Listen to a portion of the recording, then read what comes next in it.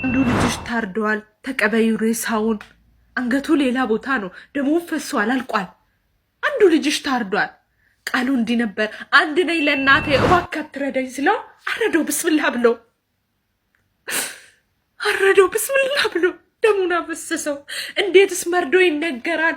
ስራ አድርጌ አንጀትሽ። ትናንትና የታረደው ልጅ ምን እንዳሳዘነኝ ልንገራችሁ። ከኦሮሞ መፈጠሬን የጠላሁት ትናንትና ነው። ልጁ እኔ ለእናቴ አንድ ልጅ ነኝ፣ በአላህ ተውኝ ልኑርላት ለሷ ብዬ ነው የወጣሁት ብሎ እየለመናቸው በብላ እንደዚህ እንደ በግ አስተኝቶ ካቆራረጡት በኋላ ደሙን እንደዚህ እንደ ውሃ ይጫወቱበታል። ሽማግሌዎች አይደመጡም፣ የሃይማኖት አባቶች ንግግራቸው ወደ ጎን ተብሏል።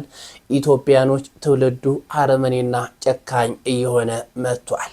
ይህ ሁሉ ችግር የመጣብን ታዲያ የንግግራችን ውጤትና ፍሬ ነው።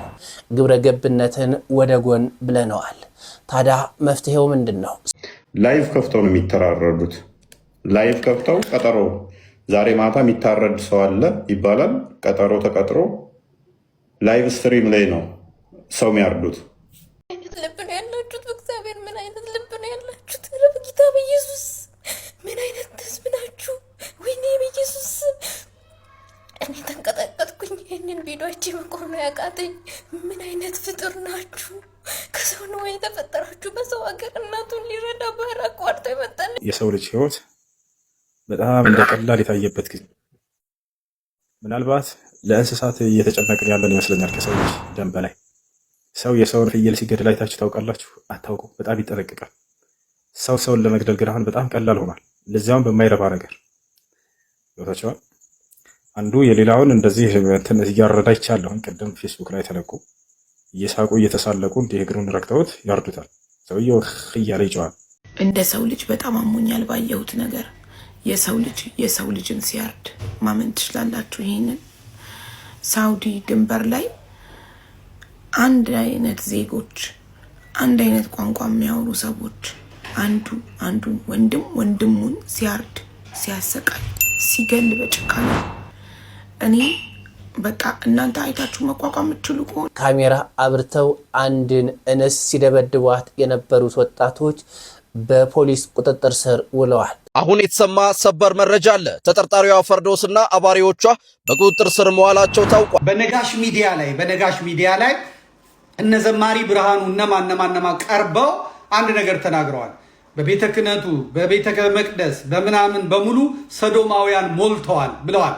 ታስረው ነው የተፈቱት እና በሚዲያው ላይ በድፍረት ወጥተው ተናግረዋል።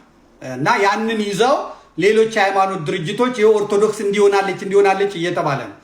ስለዚህ ይሄን የተናገሩት ልጆች ይሄን የተናገረው ሚዲያ ስላለ እነዚህን የሆኑትን አካላት እናውቃለን ብለዋልና እነዚህ ልጆች ለሚመለከተው አካል ለሚመለከተው ክፍል ማቅረብ አለባቸው።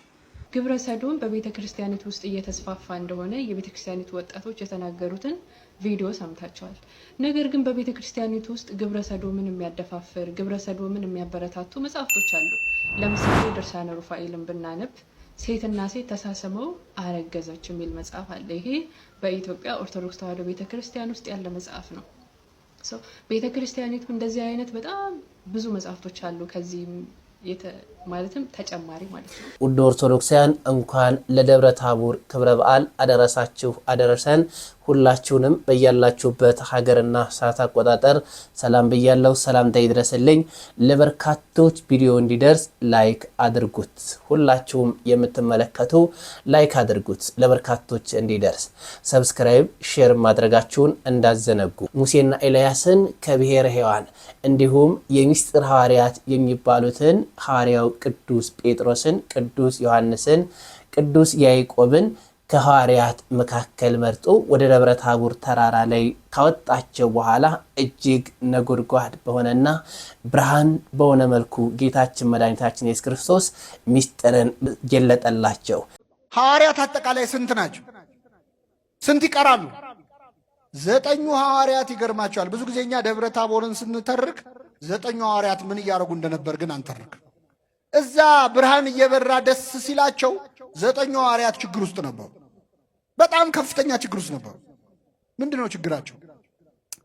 9 ሆነው አንድ ሰውዬ ልጁ በጋኔን ተይዞበት እርኩስ መንፈስ ያለበት ልጅ ያለው ሰው ልጁን ይዞ መጥቶ እባካችሁ ፈውሱልኝ አላቸው ለ9 ሐዋርያት።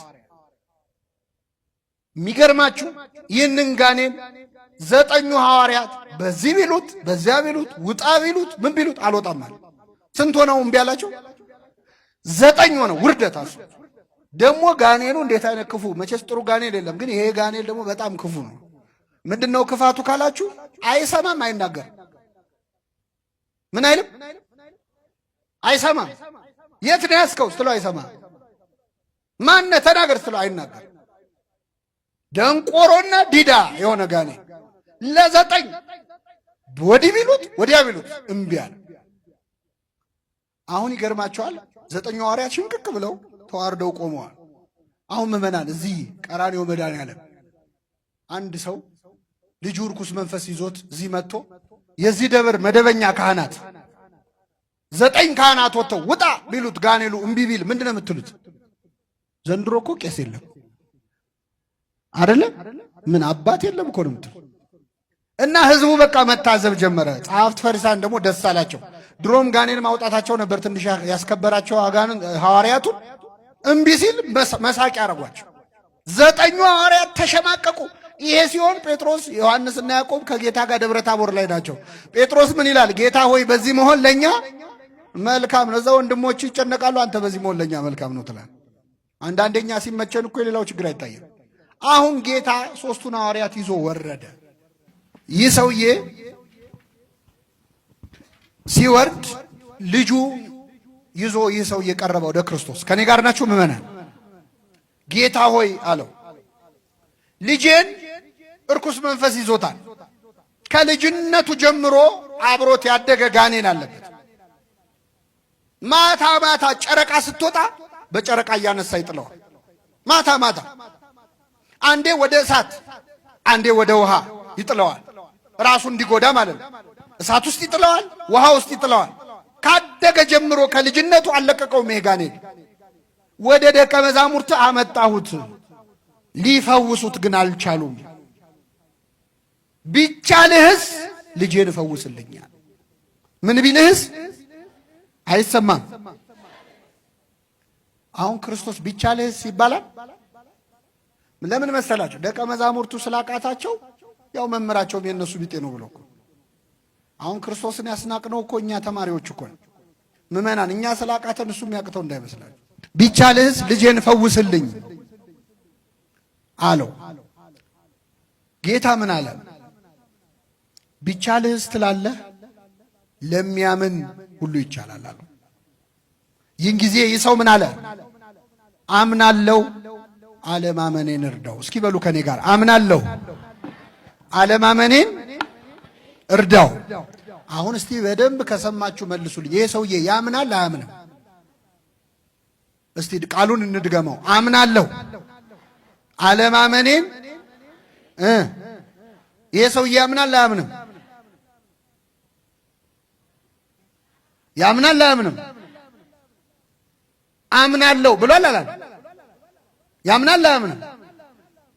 አለማመኔን ደግሞ ብሏል። ይህ ሰው ያምናል ወይስ አያምንም? ተምታታባችሁ አይደል? እሱም እንዲህ ነው የተምታታበት። እስኪ በሉ አምናለሁ፣ አለማመኔን በሌላ ልተርጉምላችሁ። እንደዚህ እኮ ነን እኛ እኮ ከዚህ ሰውዬ በምንም አንለይ። ታምናላችሁ አታምኑ? ግን ደግሞ አኗኗራችን እንዳመነ ሰው ነው። ስለዚህ አናምን።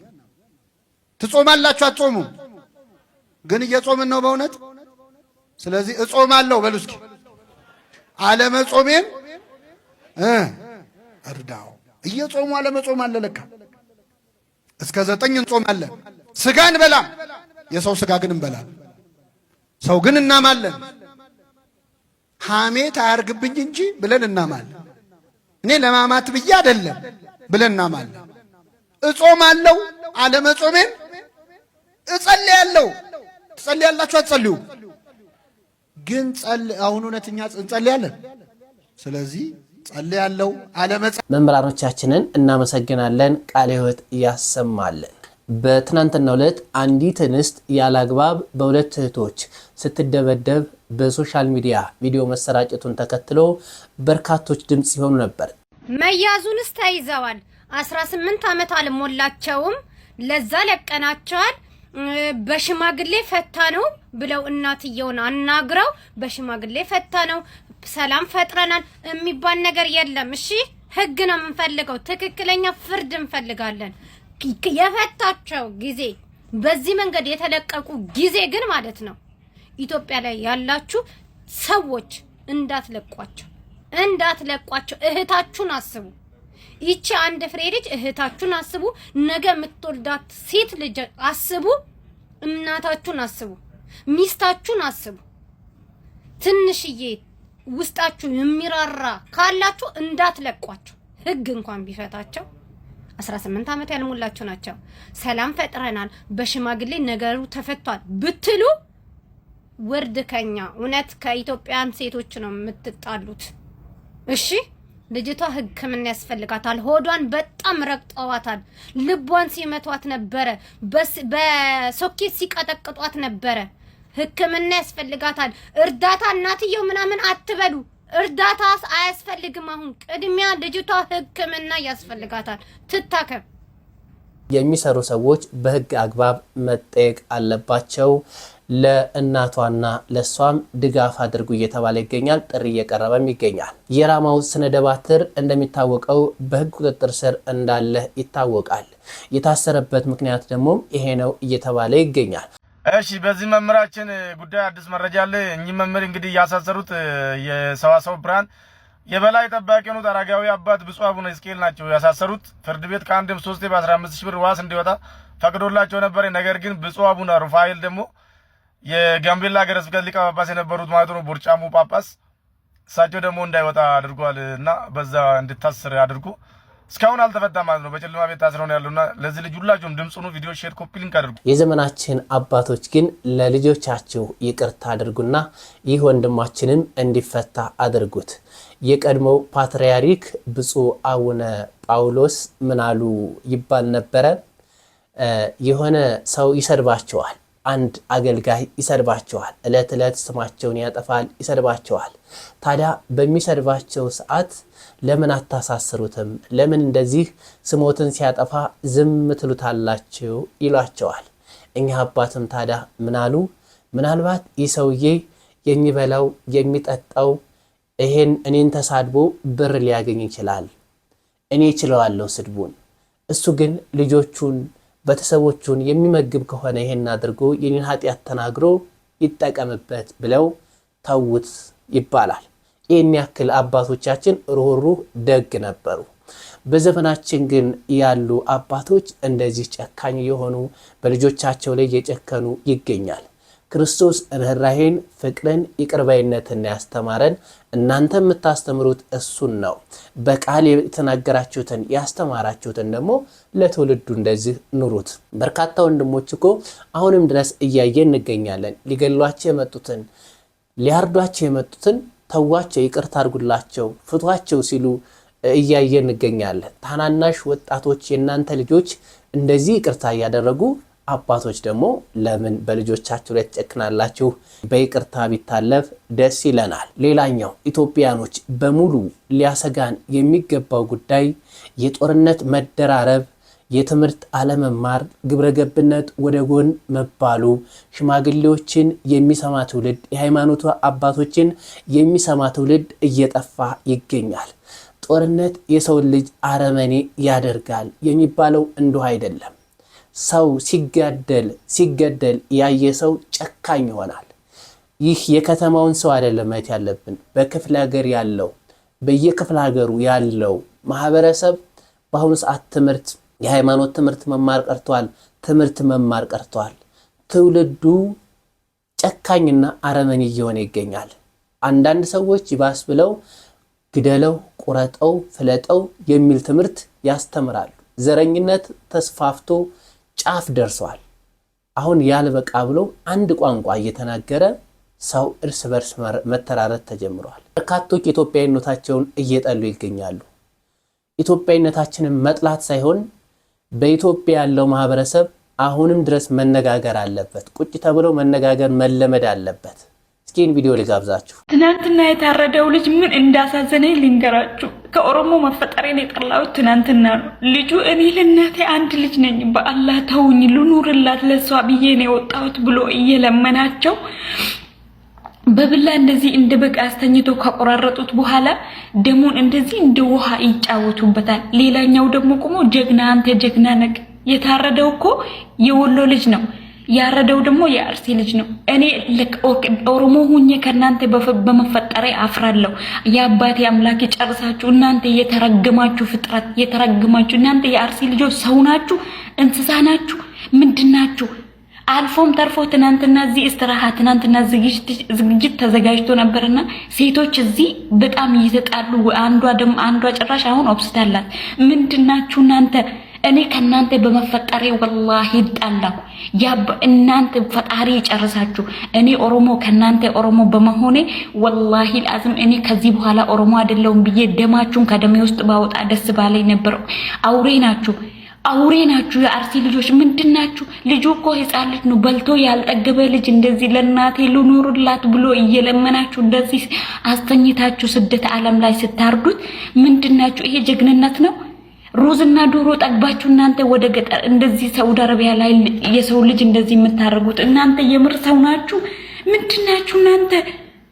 አረ ወላሂ እኔ ከዚህ በኋላ እንዴ የአርሲ ልጆች ሰው አይደላችሁም። እባብም እኔ እባብነት ራሱ አይገልጻችሁም እናንተ። አዑዝ ቢላሂ ምን ሸይጣን ረጅም። አንዱ ልጅሽ ታርደዋል፣ ተቀበዩ ሬሳውን። አንገቱ ሌላ ቦታ ነው፣ ደሙን ፈሷል፣ አልቋል። አንዱ ልጅሽ ታርዷል።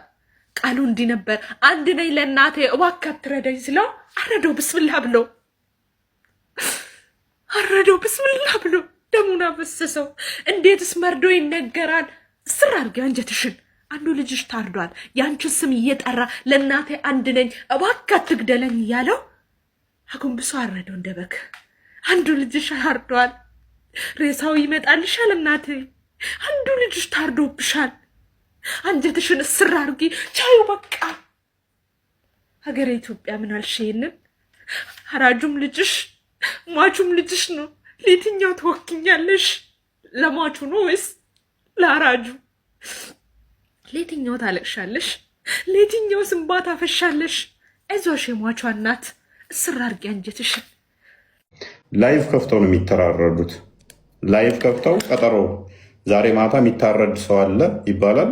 ቀጠሮ ተቀጥሮ ላይቭ ስትሪም ላይ ነው ሰው የሚያርዱት። ይሄ ኢትዮጵያ ውስጥ ነው እየተካሄደ ያለው። ማለትም በኢትዮጵያኖች ማለት ነው።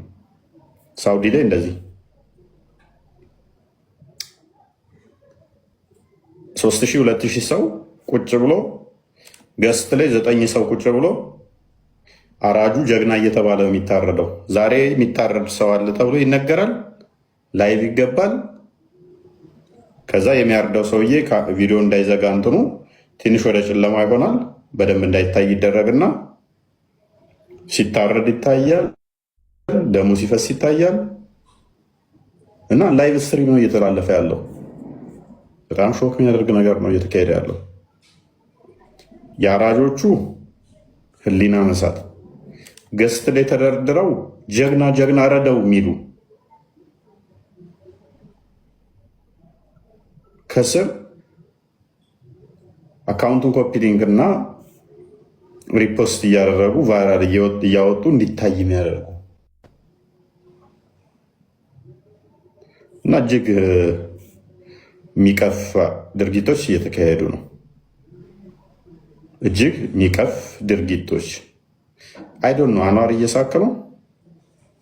ሙስሊም ወንድሞችህ ናቸው እየተራረዱ ያሉት። እየሳቅ ከሆነ አኗር ኢሞጂ ስስቅ ኢሞጂ እየለቀቀ ያለው ያንተ ወንድሞች ናቸው። በአላህ ተውኝ እያለ ሲያርዳቸው አላሁ አክበር እያለ ሲያርደውም የነበረ አንተ ወንድም ነው። ሙስሊሞች ናቸው። ይሄ ግን እንደ ኢትዮጵያዊ ካልቸር ጤናማ ስላልሆነ ነው እያወራን ያለ ነው። ይሄ እንትን ድርጊት ቆየት አለ ከጀመረ እኔ ሳቀው እንኳን ማለት ነው።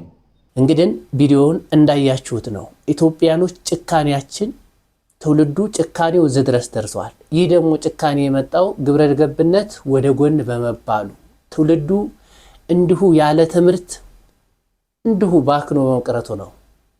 ዲግሪ የተማረ ካልተማረ ሰው መግደሉ ይቀንሳል በሪሰርች እንኳን ሲሰራ። ማስተርስ የተማረ ደግሞ ከዲግሪው ይቀንሳል። ፒኤችዲ ዶክተሬት የተማሩት ደግሞ በፍጹም የሰው ልጅ የመግደል እንትናቸው 0 ምናምን ነው። በዓለማዊም በመንፈሳዊ ባለመማሩ ትውልዱ እዚህ ደረጃ ላይ ደርሷል። ስለዚህ እንደ ሀገር ቆም ተብሎ መታሰብ አለበት። ያልተማረ ትውልድ በደንብ በስነ ምግባር በግብረ ገብነት ያልታነጠ ትውልድ ካለን የሰራነውን የለፋንበትን ፋብሪካ በሉት ምን በሉት በአንድ ቀን አመድ ያደርገዋል። ከሀገራቸው ወጥተው አረብ ሀገር ድንበር ላይ ሳውዲ ድንበር ላይ እንደዚህ የተራረዱ ጨካኝ እነዚህ ጨካይ ትውልድ የተፈጠሩት እዚህ ኢትዮጵያ ውስጥ ነው። የኢትዮጵያ ማህፀን ያበቀለቻቸው ወንድሞቻችን እህቶቻችን ናቸው። ግን ትውልድ ላይ ባለመሰራቱ እዚህ ደረጃ እየደረስን ይገኛል። የክፍለ ሀገሩ ማህበረሰብ አልተደረሰበትም። ሶሻል ሚዲያ ላይ ጭካኔ ነገር እያየ ጨካኝ እየሆነ መጥቷል። ይህን ትውልድ ማስተካከል ካለብን ኢትዮጵያኖች በአንድነት ሆኖ ኢትዮጵያ ህዝብ የሚመለከተው አካል የሃይማኖት አባቶች ግደለው ቁረጠው ፍለጠው ከማለት ጨካኝ ከመሆን በልጆች ላይ ጨካኝ ከመሆን ይልቅ ወረድ ብሎ ወጣቱን ማስተማር ይቀላል። ማንኛውም ሃይማኖት መቼም ስለ ፍቅር ያስተምራል። ያንን ፍቅር ደግሞ ሃይማኖት አባቶች ኖራችሁ ለትውልዱ ማስተማር አለባችሁ። ይህን ነገር ደጋግመን ኢትዮጵያኖች መወያየት ማውራት አለብን። ማንም ስለዚህ ጉዳይ ሲወራ ሊሰለቸው አይገባም። አሁን ሞቀ ቤትና ተስተካከለ ኑሮ እየኖርን ያለ ሰዎች ትውልድ ከተበላሸ እኛ ብቻችንን መኖር አንችልም። መሰራት አለበት። ትውልዱ መማር አለበት። የጦርነት ሆይ ሆይታም መቆም አለበት። ትውልድን ጨካኝ ነው የሚያደርገው ጦርነት። ሌላኛው ሀገራችንን እጅጉን እያሰጋት ያለው ግብረ ሰዶማዊነት ነው። ባለፈው በነጋሽ ሚዲያ ላይ ወንድሞቻችን ወጥተው ስለ ግብረ ሰዶማዊነት አንድ የአብነት ጉባኤ በሙሉ ተማሪዎቹ እንደተበከሉ አንድ የውጭ ፈረንጅ መጥቶ እንደበከላቸው ወንድሞቻችን ወጥተው መረጃውን አጋርተው ነበር በድምጽ ደረጃ። ነገር ግን መረጃ ያስፈልጋል፣ መረጃውን አምጡ ተብሎ ጥያቄ እየቀረበ ይገኛል። ወንድሞቻችንን ታዲያ መረጃውን አለ ብላችኋል፣ ለህዝብ ይፋ አድርጉት። አሁንም ጥያቄያችን አልተመለሰም፣ ይደመጥ። አንድ ሙሉ አብነት ትምህርት ቤት አንድ ከውጭ በመጣ ፈረንጅ የአብነት አስተማሪውን በዚህ ግብር ይገናኘውና ያ አስተማሪው ደግሞ ተማሪዎቹን በሙሉ በኩሉ አብነት ትምህርት ቤት ተዘግቷል። ስር የሰደደ ነው። ከውጭ ጀምሮ ኮንታክት ያለው ነው። ልጅን አብነት ትምህርት ላስገባው ነበር ፈራሁ። ይህ አንዲት ኦርቶዶክሳዊ ሴት በኢንቦክስ የላከችልኝ ነው። ሌላው ደግሞ ይደመጥ። ግብረ ሰዶም በቤተ ክርስቲያኒት ውስጥ እየተስፋፋ እንደሆነ የቤተ ክርስቲያኒት ወጣቶች የተናገሩትን ቪዲዮ ሰምታቸዋል። ነገር ግን በቤተ ክርስቲያኒት ውስጥ ግብረ ሰዶምን የሚያደፋፍር ግብረ ሰዶምን የሚያበረታቱ መጽሐፍቶች አሉ።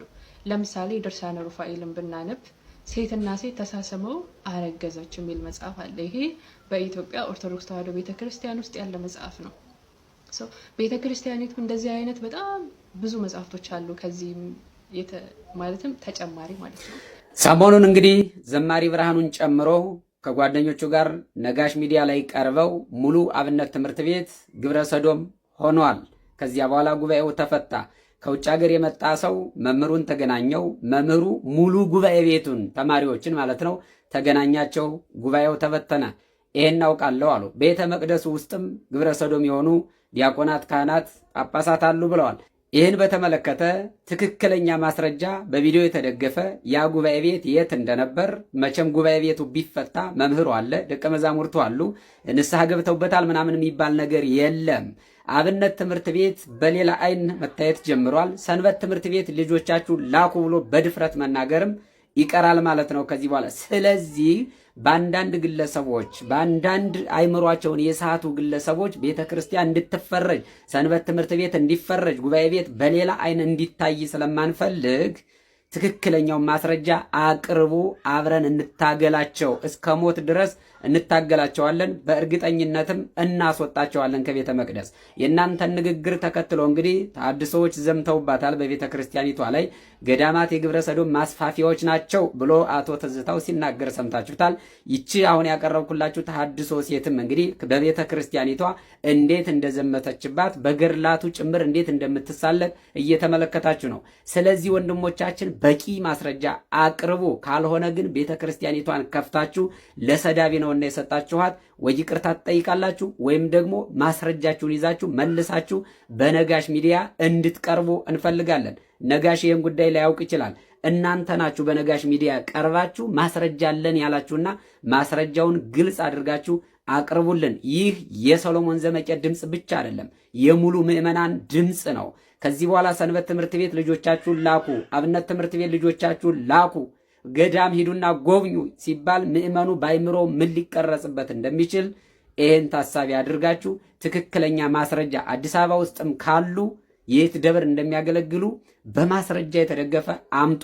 ከዚያ በኋላ ቤተ ክርስቲያን አትተችም። በእኛ እንዝላልነት፣ በእኛ ድክመት፣ በእኛ ክፋት፣ በእኛ ኃጢአት ግን ቤተ ክርስቲያን እንዲሁም ሰንበት ትምህርት ቤት እንዲሁም ደግሞ አብነት ትምህርት ቤቶች በጅምላ እንዲጨፈጨፉ አንፈልግም። ማስረጃ እንፈልጋለን። ቪዲዮ መስራቴን አላቆምም። የማከብርህ የምወድህ ነጋሽ ወንድሜ እነዚህን ሰዎች መልሰህ አቅርብና ማስረጃ ይስጡን። ይሄኔ ጥያቄ ነው። ስለ ቤተ ክርስቲያን የሚገዳችሁ ባለማዕተቦች ይሄንን ቪዲዮ 50 ጊዜ ኮፒ ሊንክ አድርጉ። ለ10 ኦርቶዶክሳውያን ባለማዕተቦች ሸር አድርጉ። ክህነቱ በቤተ መቅደስ በምናምን በሙሉ ሰዶማውያን ሞልተዋል ብለዋል።